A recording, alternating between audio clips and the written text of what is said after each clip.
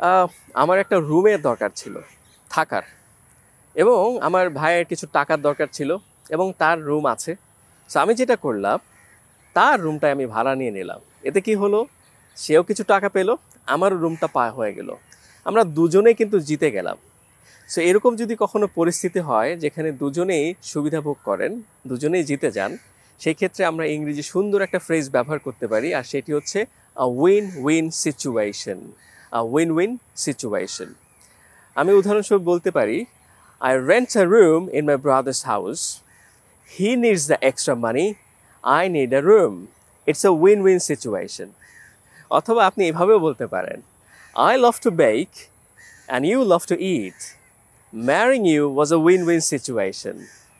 আমি বানাতে পছন্দ করি আর তুমি খেতে পছন্দ করো, তোমাকে বিয়ে করা আমাদের একটা উইন উইন সিচুয়েশন ছিল। So that's it. Thank you for watching, and I'll see you in the next one. By the way, before you leave, write something in the comments. Tata.